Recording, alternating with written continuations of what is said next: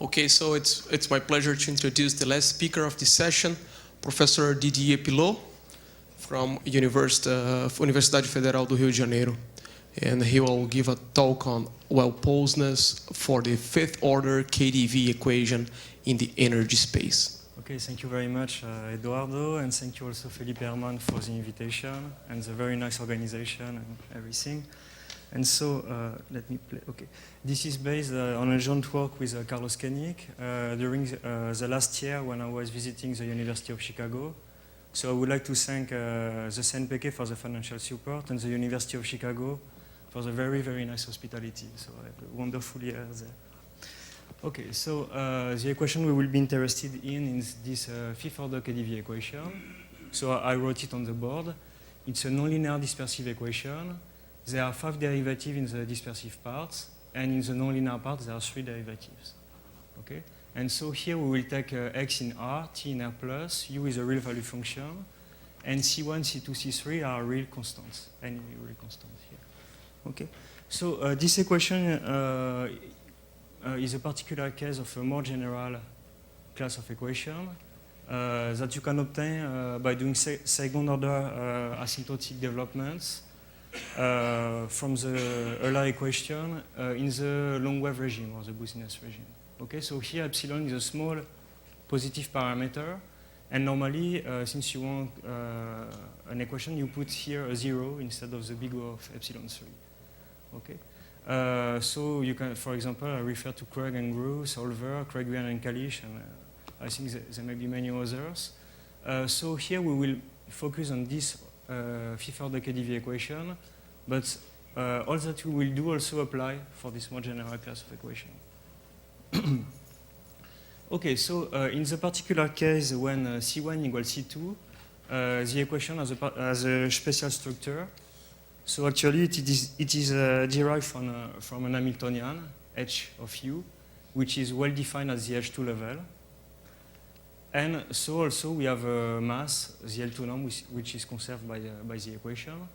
And in particular, those two quantities control the H2 norm of the solution. So H2 of R is a natural space to study the well-posedness for the equation, because then if you have local well-posedness, you would have global well-posedness because of this control.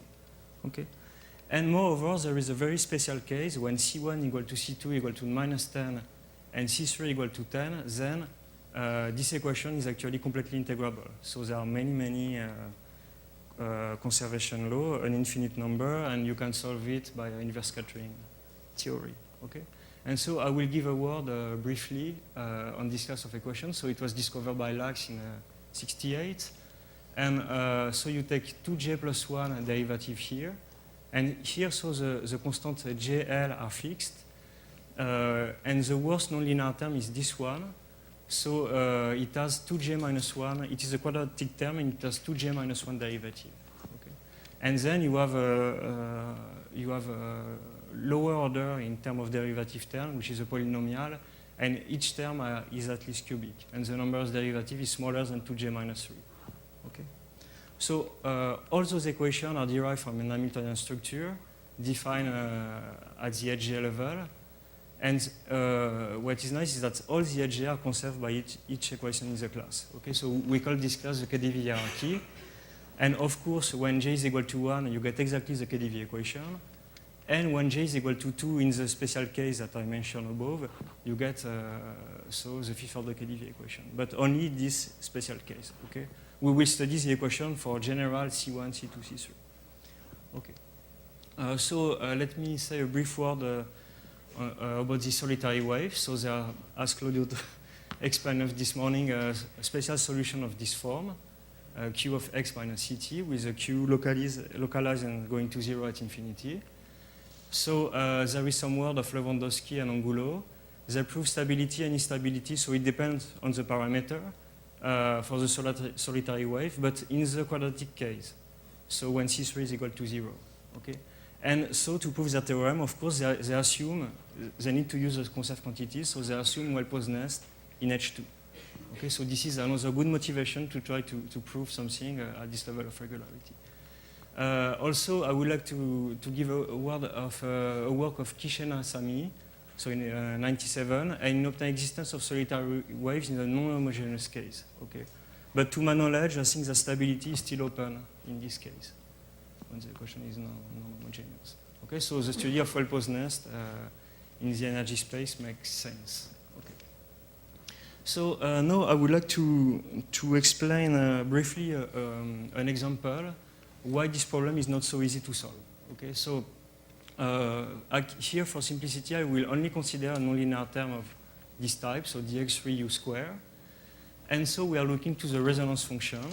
So the size 5 is exactly the Fourier symbol of dx5.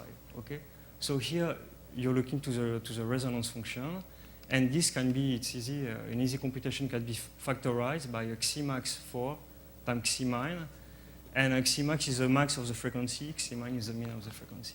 Okay, and the idea is that we will show that actually the flow is not C2 at the origin in any Sobolev space HS, and the idea is to make this resonance function very small by putting a high frequency here and very low frequency here.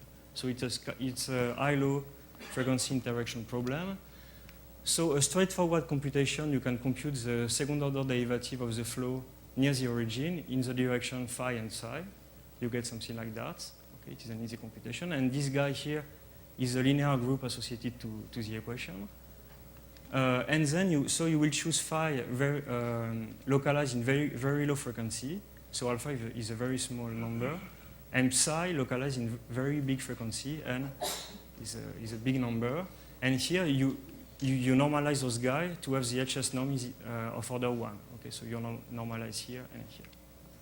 Okay, and then so what you want to do? You want to compute the HS norm of this guy. So you need to compute its Fourier transform. So here you will have a convolution, and then you will use Fubini to put the integral in time inside, and you will integrate in time, and you will get something like that. Okay, so here is a convolution. Xi1 is very small, and so Xi2 is very big. And here you will find the resonance function here, something like that. And then so you observe that by the frequency localization, the resonance function is of order n to the 4 alpha. And so what you do is you choose an alpha very small, so n to the minus 4 minus epsilon.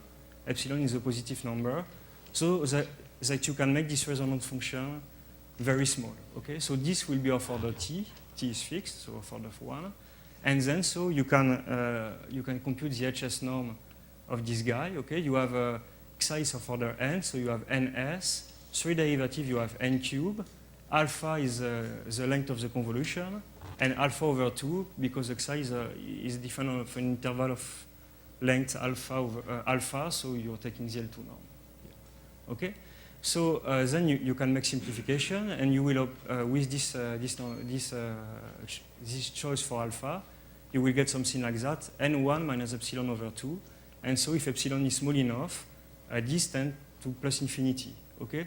So what you see is that this function here cannot be a bilinear continuous function because the phi and psi are for order 1 in HS in any Sobolev space HS. Okay. So this means that the flow cannot be C2 at the origin, and this is not that equivalently you cannot solve the equation by using a fixed point argument in any Sobolev space HS. Okay, so that's what I call quasi-linear structure because it is exactly the same as for the Burger's equation, for example. Okay, so briefly, actually, I can say that this result also generalizes to a more general class of equation. So here I took only quadratic nonlinearity, but of course you could also apply with cubic because the worst term is this one. Okay, so this I did that in my thesis, and if you have some k greater than j such that a0k is non-zero, then you can apply exactly the same argument and prove that the flow map is not C2 at 0. Okay. So then you observe that 2j minus 1, which was a number of derivative in the KdV hierarchy, is strictly greater than j if j is greater than 1. Okay, so in particular, this equation here has a quasi-linear structure. And actually, all the equations in the KdV hierarchy have also a quasi-linear structure, except, of course, when j is equal to 1. This is the KdV equation, and This is very well known due to the seminal paper of Koenig, Pons, and Vega that you can solve it by fixed point. And so KDV has a semi-linear structure. But all the other ones have a quasi-linear structure. Okay. So there are other non-linear dispersive equations with the same property. So the Benjamin-Ono equation, which is really well known. And the C2-Wilpozness result is due to Moline-Sotsutkov. Okay, and I forgot to say that my argument was exactly based on this argument for the Benjamin-Ono equation. And then it was proved recently to be well-posed in L2 by Ionescu and Koenig. More recently, we gave another proof with Luc Molinet, but both proofs use a nonlinear transformation introduced by Tau to get nice estimates. Okay. On the other hand, there are another famous nonlinear dispersive equation with this property. This is the KP1 equation. So still, this is due to Moline-Sotsutkov, the C2-Wilpozness result. And there is a well-posedness in the energy space by Ionescu, Koenig, and Tartaru in 2008. And the proof relies on the so-called, this is my denomination, but what I call short-time Bogan spaces. And I will explain what it is later, because we will use them in the proof. And we also refer to previous work of Kor and Tartaru and Chris Coriander and Tau in the NLS context at low regularity, but only to obtain a priori bounds. Okay. So this method here seems to be more robust than this one. This one actually, people don't know how to apply it for KP1 or for other equation. It only works exactly for BO. But this one, the short-term Bogan spaces, it seems to apply to a more general class of equation.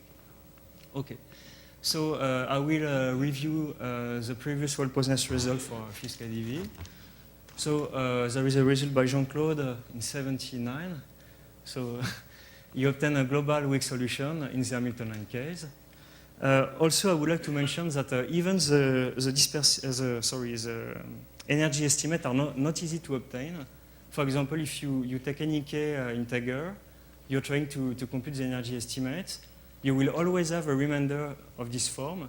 And this term, you cannot handle it by only integration by parts. Okay, because here you have one and one derivative. So if you integrate by parts, it will only be always be bad.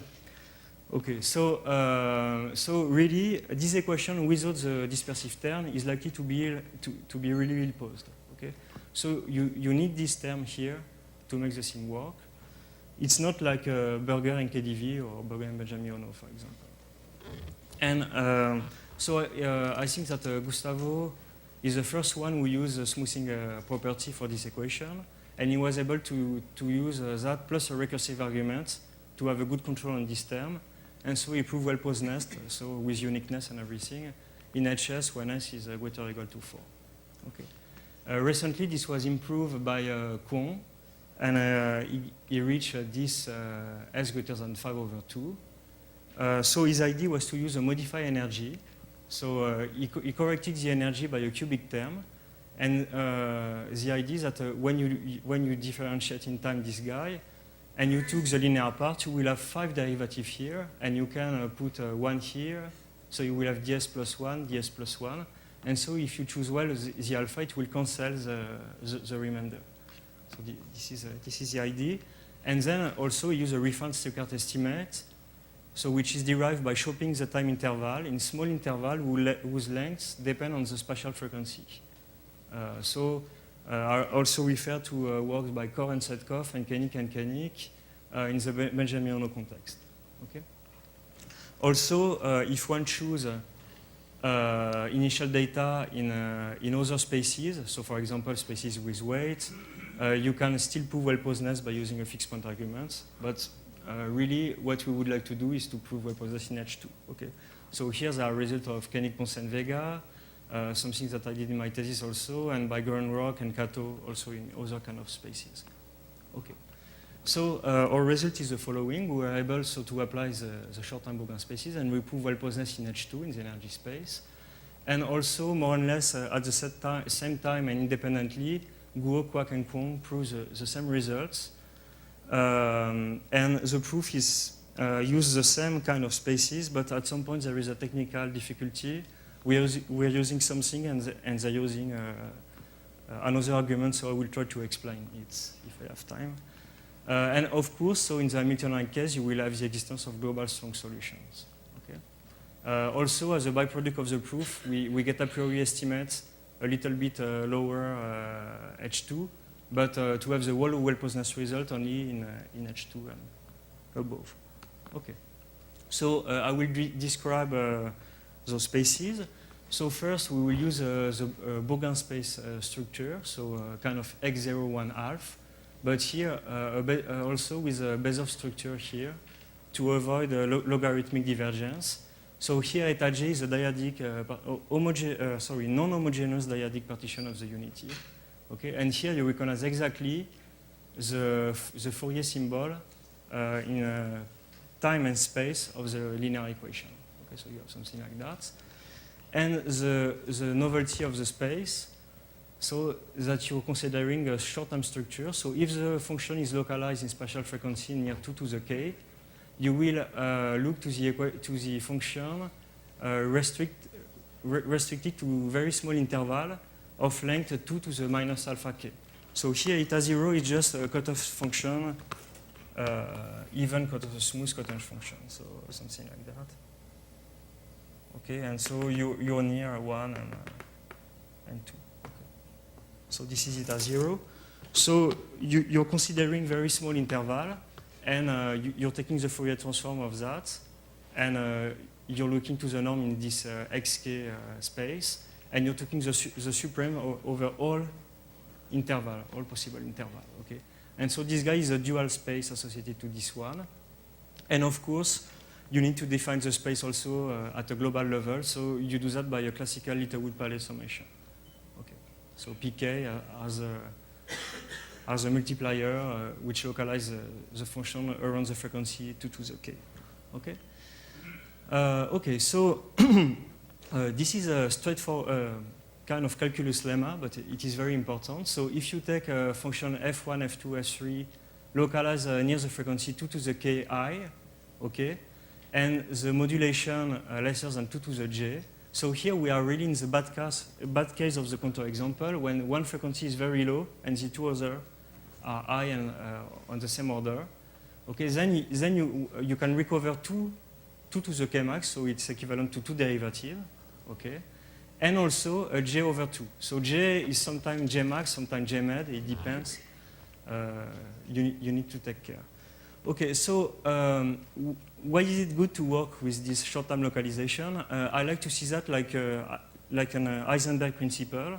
So you cannot be localized on very short time interval and also a time frequency interval. Okay, so actually it tells you that the modulation here, you can assume in the estimate that it is greater than alpha k max.